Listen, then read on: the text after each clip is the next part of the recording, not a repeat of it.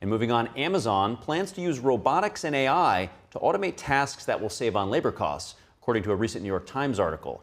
Earlier this year, CEO Andrew Jassy made similar comments about white-collar staff about AI agents, urging the staff to become more familiar with utilizing AI, according to a report in The Guardian. Amazon is now the second largest employer behind Walmart in the U.S. The company refutes the Times article. The spokesperson told the New York Post, quote, "Leaked documents often paint an incomplete and misleading picture of our plans, and that's the case here."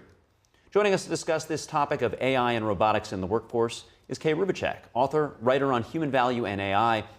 Kay, it's great to see you. There are several themes here. The first, that AI and robots are coming for your job, though there's often this adage, similar to Andy Jassy's advice to staff, that you're not going to lose your job to AI, but to someone who is better at using AI. So what are you observing with AI, both in the white and blue collar labor forces?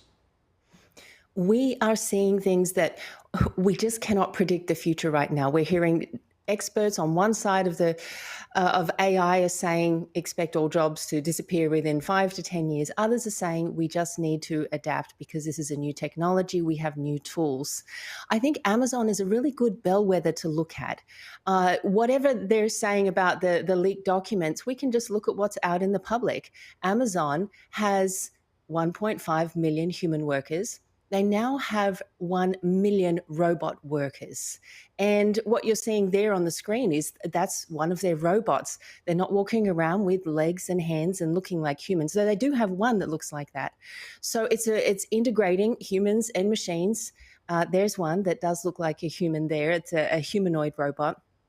Amazon really leads the way in terms of integrating technologies into their systems to be extremely efficient, to a point where we start to question, how do the humans fit in this machine-operated entity? So we just don't know exactly how this is going to pan out, but we're seeing huge changes very quickly. Yeah, all technological innovations do lead to disruption. How they affect humanity, that's another thing entirely, which I do want to explore. Eric Trump told Epoch Times' Jan Jekielek in his American Thought Leaders program that it is these robotic and AI technologies that are going to allow the U.S. to reshore manufacturing from many countries, but particularly China and an adversary, because we can build stuff better, faster, cheaper with this next wave of technology than outsourcing to other human workforces. So what are your thoughts on that? Clearly showing the other side of it, right?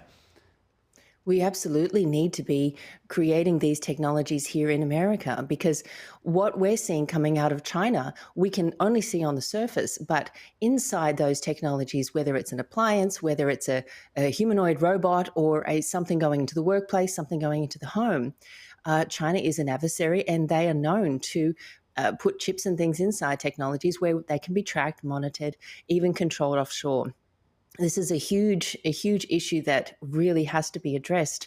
And we're only going to see more and more of it as we see more of these movable autonomous machines. So that's what they are. They have their own, it's different to a screwdriver, a tool where you are controlling it on and off. It has its own ability to make decisions on its own. That's where we have to be very careful. Yeah, they use the word, it has agency, and it thus is agentic, almost like your real estate agent, is carrying out intelligent actions on your behalf, or someone with power of attorney. This has agency. So onshoring from adversary, clear benefits, but what are the risks you see with these autonomous manufacturing facilities and other sort of robotic technologies? Well, I really like to take a look at the human cost, because I think that's not something that businesses look at enough. And when we look at society, how do these things affect us as human beings at an individual level and on a human level? So at Amazon, we're seeing their efficiency just go through the roof, where they're able to get us our Prime deals the same day delivery. Sometimes they have 11 minutes from order to shipping for some of their deliveries. That's a number. It's just unfathomable, the amount of precision that they've got to. But what about the humans in that? There have been, Amazon does have a very high human turnover of 8 months on average. That's people are not sticking around there for many reasons.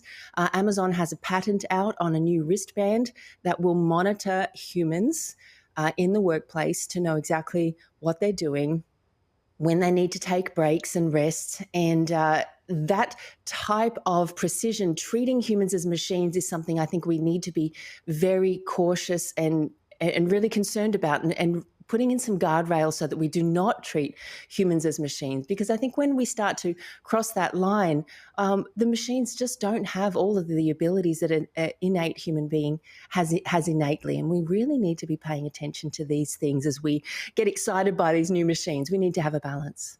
Yeah, you've brought up a whole just ball of wax, really, in terms of the ethical concerns. Like, we're really in dystopian times of the novels from 2 generations ago. You know, like, you think about like a glucose monitor and the benefits to humans who choose to use them, but you throw a wristband on and you're sort of the man monitoring a workforce, and it just really brings up so many other thoughts. You know, I bought this robot floor sweeper and mopper a few years ago, and I spent more time setting it up and the maintenance with it than actually it took me to just mop the floor. So I eventually shelved the thing. But I want to like put our future hats on, you know, look at the crystal ball. Do you envision a world where it's like Star Wars, where we have C-3PO and R2-D2, like, you know, washing our dishes, mowing our lawn, doing laundry? Like, what does this world look like in 5 years, considering Amazon is pushing the envelope so far and many others are kind of riding in their wake on these new technologies? Well, I think we are going to be seeing more autonomous robotics, but the humanoid robots have a lot of challenges. And wherever they're being made, China or USA, it's very hard to have them roll out. So I don't think we'll be seeing them as fast as some people would like them to be seen. But I think you nailed it there, Kerry, when you said who is the bosses. What we should be preparing for is the bosses not being humans. Is that in a lot of these workplaces that the bosses will be software and they will be AI systems, and Amazon is a leader in that. They have some of their robots or AI agentic systems. They are really at the forefront of what is going to be running many business operations.